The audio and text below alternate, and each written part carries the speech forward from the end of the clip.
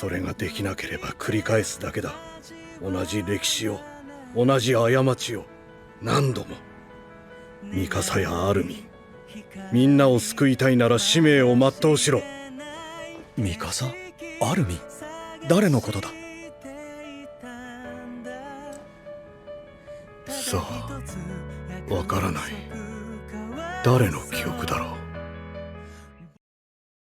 On se souvient tous de ces paroles bizarres qu'avait entretenues Eren Kruger. Et aujourd'hui, après avoir vu cet épisode, on réalise que depuis le départ, depuis le début de cette œuvre, en fait, c'est lui qui façonne l'histoire. En connectant sa conscience aux précédents détenteurs de l'assaillant pour les manipuler, je parle bien sûr d'Eren Yeager, le protagoniste de l'attaque des Titans. Et salut tout le monde, comme chaque semaine on se retrouve pour une petite review de l'épisode de l'attaque des Titans. Juste avant de commencer, je te rappelle que tu peux t'abonner à la chaîne pour me soutenir et vivre l'expérience l'attaque des Titans chaque semaine avec moi sur ma chaîne YouTube. N'hésite pas à lâcher un pouce bleu à la fin de la vidéo si celle-ci t'a plu, et de m'indiquer dans l'espace commentaire ce que tu penses de cette saison et tes prédictions pour la suite.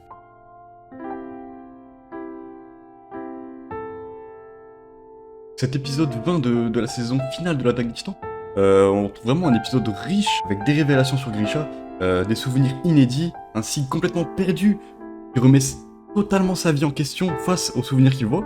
Et bien sûr, on parlera aussi du cas de Eren. Bref, un excellent épisode avec une animation superbe, des OST parfaites, un énorme travail des seiyuu.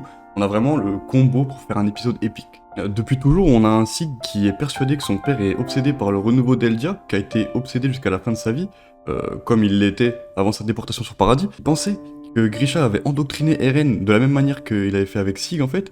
Donc Sig il cherche à démontrer tout ça à travers les souvenirs de Grisha, sauf que il n'est pas confronté à ce qu'il pensait trouver en fait. Il découvre complètement une autre facette de son géniteur, qui est en fait un père idéal pour Eren. Mais c'est vraiment lorsqu'il voit Grisha, donc son père, lui demander pardon dans son bureau, que y a la première faille, on va dire, dans ses croyances et dans ses idéaux.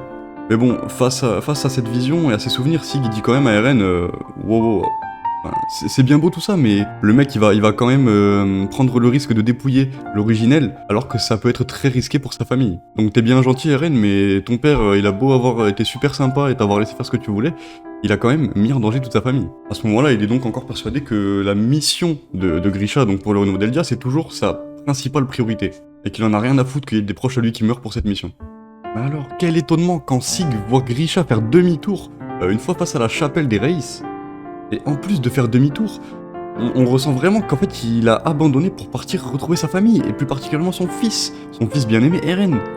C'est vraiment super important d'en parler parce qu'en fait, ces souvenirs, ils viennent déconstruire petit à petit toute l'image qu'avait Sig de son géniteur. Et par conséquent, ça vient aussi remettre toute la vie et l'existence de Sig en question. D'ailleurs, Eren lui dit: tout ce que je vois, c'est un homme qui n'a trouvé que le rejet de la cause de son père comme moyen d'affirmer son existence. La seule raison de vivre de Sig, en fait, au final, c'était ce rejet de la cause du renouveau d'Eldia. Même si son but était rattaché à Monsieur Xaver et tout ça, c'était quelque chose qui allait à l'encontre de ce que son père voulait. Et là, voir que son père, au final, il a complètement abandonné cette mission pour sa famille, ça vient complètement foutre le bordel dans la tête de Sig, en fait. En fait, il réalise que depuis toutes ces années, il luttait face à une chimère, à quelque chose qui n'existait plus. Parce que cette obsession qu'avait Grisha pour le renouveau d'Eldia, elle n'existe plus. Et c'est vraiment là que, en déconstruisant tout le personnage de Sig, Isayama en parallèle, il vient continuer à construire Eren, son protagoniste. Donc on parle de la scène de la clé, la fameuse scène où Grisha montre la clé à Eren en lui disant qu'il lui montrera le sous-sol à son retour. Alors déjà, je vais commencer par dire que alors cette scène, elle est beaucoup moins explicite que dans le manga, à mon sens. Je trouve vraiment que dans le manga, on réalisait vraiment ce qui se passait. Alors que dans l'animé, il peut y avoir un doute, en fait. Si on n'a pas lu le manga, il peut y avoir un doute sur ce qui se passe à ce moment-là. Mais vu que vous avez vu l'épisode jusqu'au bout, il n'y a plus aucun doute. Grisha, il regarde bien le Eren du futur. Et j'en profite aussi pour parler de la scène tout simplement que Mappa a refaite entièrement. Donc on a vraiment un très beau rendu du studio et ça nous donne un léger avant-goût de ce qu'aurait pu être SNK si Mappa l'avait animé depuis la saison 1. Après, bien entendu, comme je dis, c'est un très léger avant-goût parce que on ne sait pas ce qu'auraient donné les scènes de titans, de combat de titans, etc. On ne sait pas s'il y aurait eu de la 3D, machin.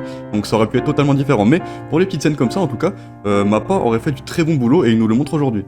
Donc la construction d'Eren, elle se poursuit sous la chapelle des Reiss. Grisha, il voulait pas tuer ses enfants, il voulait pas tuer ses gens, il voulait pas les écrabouiller de la sorte. Et c'est là que Sig intervient en disant qu'il comprend pas ce qui se passe et il dit on ne peut pas changer le passé. Donc on a Grisha qui nous fait une nouvelle fois une révélation très importante. Parce qu'on va dire qu'à chaque fois que le personnage prend la parole, quasiment, il nous révèle une dinguerie. La première fois, c'était pour nous dire que les gens, ils étaient pas morts en dehors des murs. Et là, en fait, Grisha, il vient révéler le pouvoir, la spécificité du titan assaillant. Parce que c'est vrai qu'on connaissait les spécificités de tous les titans jusque-là, mais pas la spécificité du titan assaillant. Le pouvoir de l'assaillant, envoyer les souvenirs dans le passé et permettre aux anciens détenteurs de connaître l'avenir. C'est un truc de fou, mais là, du coup, on commence vraiment, quand il y a cette scène, on comprend vraiment que Eren a envoyé ses souvenirs, nanana. Et là, après avoir cherché le dialogue et après avoir dénoncé ce que faisait la reine des murs, enfin, la reine ou le roi, peu importe, il commence un petit peu à baisser les bras. C'est là que Eren, il vient tout bouleverser, vraiment tout. Il n'est pas juste en train de visualiser le souvenir de Grisha, sa conscience est complètement connectée avec ses souvenirs, et il influe sur les choix de son père dans le passé. C'est ça le pouvoir du titan, connecter sa conscience au passé. Et là, il vient influencer les choix de Grisha dans une scène à couper le souffle. Quand il pose sa main sur l'épaule de Grisha et qu'il commence à lui rappeler oui, c'est toi qui as commencé tout ça, rappelle-toi ta sœur, Nani, Kruger, Dina et tous les gens qui sont morts. C'est une dinguerie en fait. Et d'ailleurs, on remarque que la haine en fait, elle a subsisté chez le détenteur du titan, mais Grisha, lui, qui a trouvé la paix avec sa famille, au final, il va quand même aller au bout de sa mission, mais avec des remords. C'est un personnage qui, au final, a réussi à apprécier la vie sans se focus sur sa mission. C'est pas le cas d'Eren. Eren, il lui dit « Qu'est-ce que tu fais? Vas-y, bouge-toi. Maintenant, faut que tu bouffes cette meuf, faut que tu reprennes le pouvoir du titan originel, parce que l'histoire est en marche et que moi, j'ai pas le temps, frérot. » Voilà ce qu'Eren dit à son daron à ce moment-là. Donc une scène extrêmement forte, mais c'est pas la scène qui m'a le plus marqué. La scène qui m'a le plus marqué, c'est celle d'après, quand Grisha ressort de la chapelle. Sans déconner, vous avez vu la mise en scène de cette scène, c'est un truc de malade. Il y a un vrai travail incroyable, et cette scène, pour moi, c'est un 10 sur 10. Le ressenti de cette scène, il a rien à voir avec la même scène dans le manga. C'est complètement différent là. Par contre, pour le coup, l'animé, pour moi, il a fait 100 fois mieux que le manga, dans le sens où les voix, la musique, le découpage des séquences et tous les plans, ça a vraiment donné une dimension de ouf à la scène par rapport à la planche du manga. On ressent vraiment toute la détresse, tout le remords de Grisha. Même, en fait, on a l'impression qu'il est en train de sombrer dans la folie complètement. C'est une scène de folie, en fait. Cette scène peint la folie d'un homme qui vient de commettre un crime sous les ordres de son fils. C'est extrêmement bien réussi, je crois que c'est peut-être même la scène la mieux réussie de toute la saison finale, franchement. C'était un truc de ouf. Non, sérieux, ouais, après, c'est sûr, ça reste mon point de vue, mais je pense pas que j'abuse. Je pense qu'il y a beaucoup de gens qui sont d'accord avec moi sur le fait que c'était une scène de dingue. Mais du coup, en pleine connexion avec Eren, du coup, Grisha aperçoit et ressent Sig. Parce que bien sûr, Sig est aussi connecté à Eren avec le pouvoir de l'originel. Et il traverse avec lui tous les souvenirs de Grisha. Et là, Grisha, il va venir complètement tourner une page dans l'existence de Sig. Et on le voit dans son regard au moment où Grisha lui dit qu'il est désolé, qu'il l'aime profondément, etc. On voit le regard de Sig qui s'apaise totalement. Tout le poids de cette vie qui coule en fait, et qui l'abandonne. Donc voilà, Sig a l'air complètement en paix avec lui-même et avec son père. Mais Grisha, il vient révéler les souvenirs qu'Eren lui a envoyés du futur. Et dit à Sig que son plan ne va pas se réaliser, que c'est le souhait d'Eren qui va se réaliser, et que ça va être une horreur sans nom, ça va être un truc de malade ce que Eren il va faire. Donc bon là, on va pas se mentir, hein, y a plus... Je l'ai déjà dit la dernière fois, mais il y a plus de 36 solutions quoi. Et en tournant cette page dans la vie de Sig, Grisha va en écrire une nouvelle, enfin écrire le début d'une nouvelle page. Il va demander à Sig d'arrêter Eren, il va le supplier d'arrêter son deuxième fils. C'est la dernière mission que Grisha confiera à Sig, son premier fils de sang royal. Donc voilà, une histoire qui a été complètement modifiée et reconstruite avec cet épisode. Un Grisha qui au final a peur d'Eren. Au début, avant cet épisode, on se dit que Eren c'était juste son gamin qui lui a refilé le titan pour continuer sa mission et tout ça. Pas du tout. Depuis le début, c'est Eren qui tire les ficelles par le biais du pouvoir de son titan. Et aujourd'hui, même son père a peur de ce qui va se passer au final, et il supplie son fils de l'aider, et de sauver le monde à sa place. Et c'est juste énorme en fait. Donc voilà, c'est la fin de cette review, donc on se dit à la semaine prochaine.